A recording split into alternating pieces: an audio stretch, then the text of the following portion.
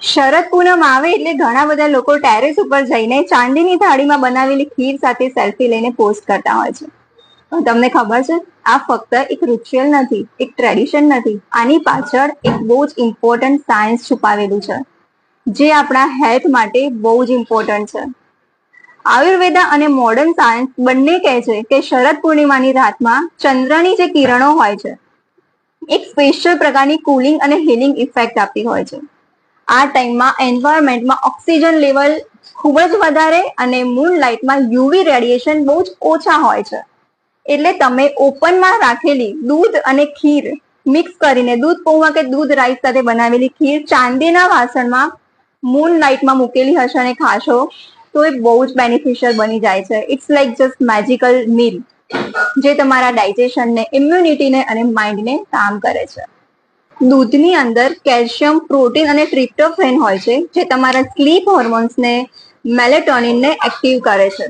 એટલે શરદ પૂર્ણિમાની રાત્રે દૂધ પીવાથી સાઉન્ડ સ્લીપ મળે છે અને સ્ટ્રેસ હોર્મોન ઓછા થાય છે. અહીંયા પૌવા અને રાઈસ એડ કરવાથી, એમાં નટ્સ એડ કરવાથી કાર્બોહાઈડ્રેટ્સ, ગુડ ફેટના ફોર્મમાં એનર્જી મળે છે, જે દૂધ સાથે મિક્સ થઈને એક પરફેક્ટ લાઇટ ડિનર બની જાય છે, જે ડાયજેશન ફ્રેન્ડલી છે અને રાત્રે શરીરને રિલેક્સ કરે છે. આયુર્વેદા કહે છે કે શરદ પૂર્ણિમા પછી પિત્ત દોષ વધે છે, અને આ જે ખીર આપણે શરદ પૂર્ણિમાની રાત્રે ખાતા હોઈએ છીએ, તે પિત્ત નાશક આહાર છે. તો જેના લીધે શરીરમાં એસિડિટી, સ્કિન પ્રોબ્લેમ, શરીરની અંદર જે ગરમી છે એ કંટ્રોલ કરે છે.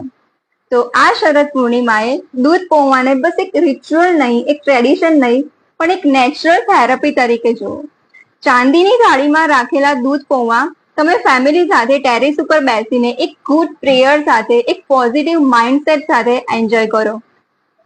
કારણ કે જ્યારે મન, શરીર અને આત્મા ત્રણેયને એક સાથે રજુવિનેટ કરવા દો, અને આ એક ટ્રેડિશનને ફક્ત ટ્રેડિશન તરીકે નહીં, પણ એની સાથેના મેડિકલ સાયન્સને સમજો, અને પછી ચાંદીની થાળીમાં રાખેલી ખીર ટેરેસ ઉપર જઈને સેલ્ફી લઈને પોસ્ટ કરો.